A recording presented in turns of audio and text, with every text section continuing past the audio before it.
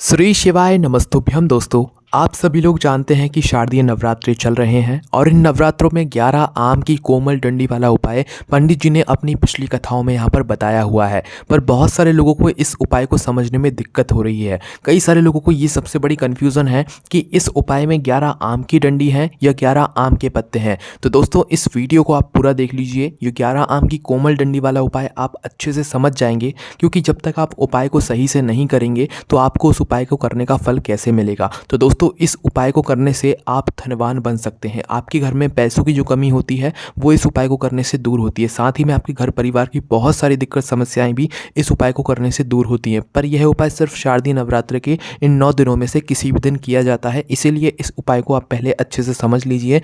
आम की डंडी है या आम के पत्ते हैं, ये वीडियो पूरा देख लीजिए, आपको ये उपाय अच्छे से समझ आ जाएगा। और यह उपाय सिर्फ इन शारदीय नवरात्रों में करने का ही है, इसके अलावा और कभी नहीं करना है।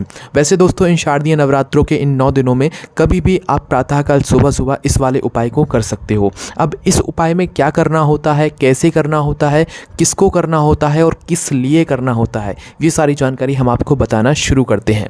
सबसे पहली चीज़ दोस्तों, ये उपाय आप किसी भी दिन कर सकते हैं। कोशिश करना कि प्रातःकाल सुबह सुबह ही आप इस उपाय को करो। उपाय को जब करना है जब आप शुद्ध होकर स्नान करके शुद्ध वस्त्र पहन लो, है ना।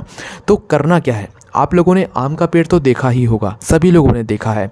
अब आम के पेड़ में जो है क्या होता है कि कुछ नए पत्ते आए हुए होते हैं। आप लोग देखना ध्यान से कि इस समय जो है आम के पेड़ में आप लोगों को कुछ नए पत्ते दिखेंगे। एक वो पत्ते होंगे जो पुराने होंगे, एक वो पत्ते होंगे जो नए पत्ते होंगे। तो आपको करना क्या है, जिस डगाल में नए पत्ते लगे हुए हैं ना, उस डगाल को आपको तोड़ लेना है, क्योंकि वही डगाल कोमल होती है। जो पहले की डगालें होंगी वो कड़क हो गई होंगी, पर जो नए पत्ते वाली डगाल होगी ना वो कोमल डगाल होगी, ठीक है। क्योंकि इस उपाय में हमें पत्तों की ज़रूरत नहीं है, हमें उस कोमल डगाल की ज़रूरत है जो कि आप तोड़ने वाले हैं, ठीक है। पत्तों को हम तोड़ के साइड में रख देंगे, हमें सिर्फ उस डंडी की आवश्यकता है जो कोमल डंडी आम के पेड़ में लगी हुई होती है, ठीक है। तो यहाँ पर हम आपको एक बात यहाँ पर साफ कर देते हैं कि इस उपाय में आपको आम के पत्तों का प्रयोग नहीं करना है। इस उपाय में आप लोगों को आम की डंडी का प्रयोग करना है। इस बात को आप लोग यहीं पर समझ लो अच्छी तरीके से, ठीक है। तो आपको करना क्या है, सबसे पहली चीज़ आपको वह कोमल डगाल तोड़ लेनी है। देखो हमने आपको पहले ही बता दिया है कि जिस डगाल में नए पत्ते लगे हो, ठीक है, और जो डगाल हल्की सी पतली सी हो। बिल्कुल ऐसा नहीं कि आपको मोटी सी लकड़ी लेनी है, मोटी सी डगाल लेनी है, नहीं। जो हल्की सी पतली सी डगाल हो जिसमें नए पत्ते आ रहे हो वो डगाल आपको तोड़ लेना है। बिल्कुल ऐसा भी नहीं कि बिल्कुल नए पत्ते ही आप लोग देख रहे हो, थोड़े वो पत्ते बड़े हो चुके हों और वो नए पत्ते साफ साफ अलग ही दिख जाते हैं। तो वो वाली डगाल आपको तोड़ना है इस उपाय के लिए। आपने अब डगाल तोड़ ली। डगाल तोड़ने के बाद इस डगाल में जो है ये कोमल लकड़ी होगी, ठीक है, मतलब ये कोमल डगाल होगी। तो आपको करना क्या है, पहले तो जितने पत्ते इस आम की डंडी में लगे हुए होंगे ये सारे आप लोग तोड़ लो, क्योंकि इनका इस उपाय में काम नहीं है, ठीक है। आपने सारे पत्ते तोड़ के साइड में रख दिए। साइड में रखने के बाद अब आपके पास बचेगी ये आम की कोमल डंडी। कौन सी कोमल डंडी क्यों कह रहे हैं, क्योंकि ये नए पत्ते वाली डंडी है, इसीलिए कोमल डंडी होगी, ये कड़क वाली डंडी नहीं होगी, ठीक है। तो आपको करना क्या है, देखो ये जो डंडी है ये तो बड़ी डंडी होगी, पर हमें क्या करना है, इसी डंडी में से टुकड़े करना है।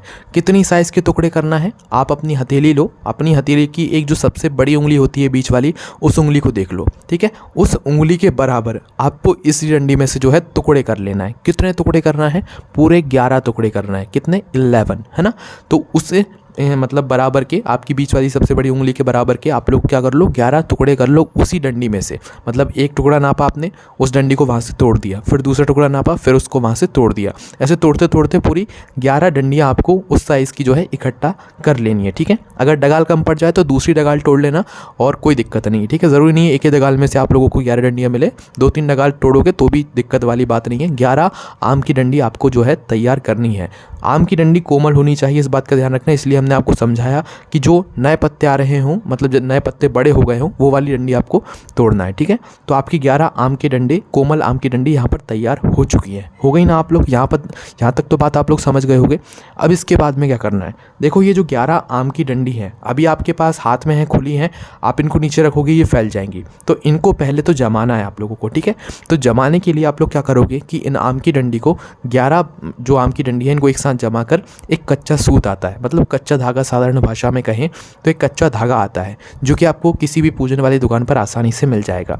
तो आपको करना क्या है, उस धागे को लाकर कच्चे धागे को इसके ऊपर बीचों बीच लपेट देना है। ठीक है, इतना लपेटना है कि वो अच्छे से बंध जाए, अच्छे से जो है 11 डंडियाँ इकट्ठी हो जाएँ। ठीक है, कर लिया आप लोगों ने 11 डंडी को अच्छे से इकट्ठे, कच्चा सूत आपने बांध दिया। अब अगर किसी के पास कच्चा सूत ना मिल पाए कच्चा सूत, तो उस स्थान पर जो आटी होती है, जो कलावा होता है, जो आपके घर में उपस्थित होता है, ये जो आप हाथ में बांधते हैं वो भी ले सकते हैं। ठीक है, पर उसको भी ऐसा बांधना है कि आपकी डंडियाँ जो है अच्छे से मतलब लग जाएं। ठीक है, तो आपकी यहाँ पर 11 डंडियाँ कच्चे सूत से आप लोगों ने बांध ली। कच्चा सूत ना भी मिला तो आपने यहाँ पर कोमल डंडी जो होंगी 11, उसको जो है आपको कलावा से यहाँ पर बांध लेना है। ठीक है, यहाँ तक आपका काम पूरा हो गया। अब आपको क्या करना है, एक कटोरी लेना है, खाली कटोरी। ठीक है, एक खाली कटोरी लेने के बाद दोस्तों आपको लेना है शहद। ये शहद जो है पूजा वाला होना चाहिए, शुद्ध होना चाहिए, कहने का मतलब ये है। ठीक है, तो थोड़ा सा आपको शहद लेना है। शहद भी आपको पूजन वाली दुकान पर आराम से मिल जाएगा। तो आपको करना क्या है, तो देखो शहद लाकर, शहद तो डिब्बी में भरा होगा तो शहद आपको क्या करना है, उस खाली कटोरी में डाल लेना है। ठीक है, जब आप शहद को खाली कटोरी में डालोगे तो इतना डालना कि वो पूरे में फैल जाए। बिल्कुल ऐसा कटोरी आपको भरनी नहीं है, हल्का सा शहद डालना है कि वो पूरा कटोरी में जो है थोड़ा फैल जाए, है ना।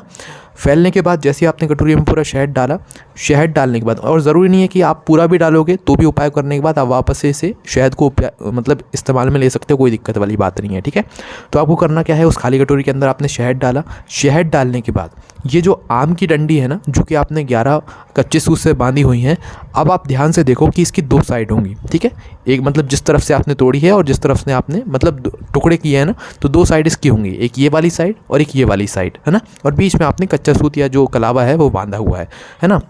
तो अब आपको करना क्या है, कोई भी एक साइड ले लो, ज़रूरी नहीं है कि ये वाली साइड ही लेना है या ये वाली साइड ही लेना है। ऊपर नीचे जो आपको साइड मिले, कोई सी भी एक साइड लेना है। उस एक साइड को आपको इस कटोरी में डुबो देना है। ठीक है, सिर्फ एक साइड को खड़े में डुबोना है, मतलब कोई सी भी एक साइड जब आप डुबोगे तो खड़े में ही डुबोगे, है ना।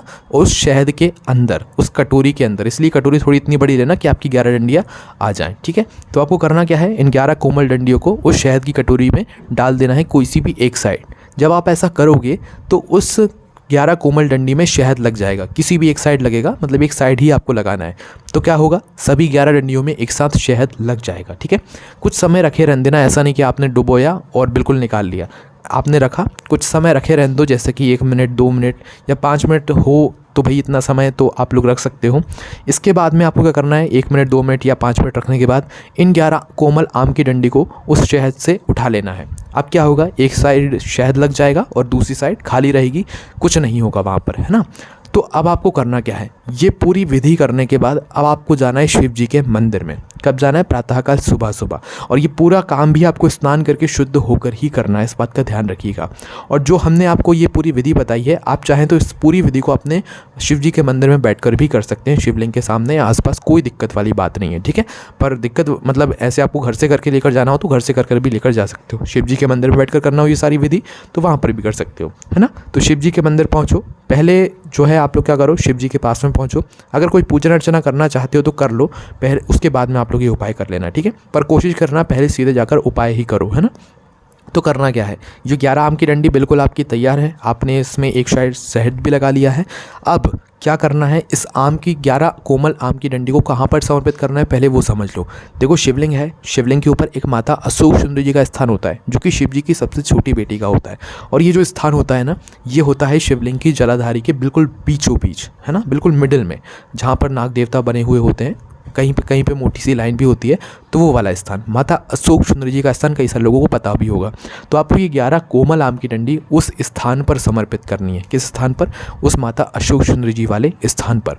अब देखो कैसे समर्पित करनी है, ये ध्यान में रखने वाली बात है। देखो आपने एक साइड लगाया है शहद, कौन सा शहद लगाया है, जो आपने आपको बताया हुआ था, आम की 11 डंडियों की एक साइड आपने शहद लगाया हुआ है। तो ये जिस साइड आपने जो शहद लगाया हुआ है, ये जो भी एक साइड हो, आपने जिस भी एक साइड पर शहद लगाया हुआ है, ये साइड जो है शिवलिंग की तरफ होना चाहिए। क्योंकि जलाधारी के ऊपर जब आप ये डंडियाँ समर्पित करोगे तो एक साइड कोई सी शिवलिंग की तरफ होगी, तो जो शहद वाली साइड है वो शिवलिंग की तरफ होना चाहिए। मतलब जो शिवलिंग रखा हुआ है ना, उसकी तरफ वो साइड होना चाहिए जिस तरफ आपने शहद लगाया हुआ है। ठीक है, तो आप लोगों को ये 11 कोमल आम की डंडी इस प्रकार समर्पित करनी है कि जो मतलब शहद लगा हुआ है साइड है वो शिवलिंग की तरफ हो जाए। ठीक है, जलाधारी के ऊपर अब आपने समर्पित कर दिया। समर्पित करने के बाद अब आपको भगवान से प्रार्थना करना है। किस लिए प्रार्थना करना है? अपने घर में सुख और शांति के लिए, आपकी कोई विशेष मनोकामना हो तो उसके लिए, कोई आपका काम रुक रहा हो, अटक रहा हो तो उसके लिए, या जो भी दिक्कत समस्या चल रही हो उसके लिए। मतलब कहने का तात्पर्य यह है कि ये उपाय आप अपने किसी भी दुख और समस्या के लिए कर सकते हैं, आपको फल की प्राप्ति ज़रूर होगी। पर यह उपाय सिर्फ इन शारदीय नवरात्रि के 9 दिनों में ही किया जाना है। तो दोस्तों ये उपाय हमने आपको साफ साफ बता दिया है अच्छे से कि इस उपाय में आप लोगों को 11 आम के पत्ते नहीं, 11 आम की कोमल डंडी लेनी है। कोमल डंडी हम इसीलिए बोल रहे हैं क्योंकि 2 प्रकार की डंडी होती है आम की भी, एक कड़क और एक कोमल। कोमल वो डंडी होती है जिसमें नए पत्ते आते हैं, जो कि नई नई डंडी यहाँ पर आई हुई होती है, ठीक है। तो उसका यह वाला उपाय है। इस वीडियो को आपने अच्छे से देखा होगा तो आपको ये उपाय अच्छे से समझ आ गया होगा। बाकी आपको समझाने में ही जो इतनी लंबी वीडियो गई है, बाकी इसमें और कोई भी दिक्कत नहीं है। बाकी अभी भी कोई प्रश्न है मन में तो आप हमसे कमेंट करके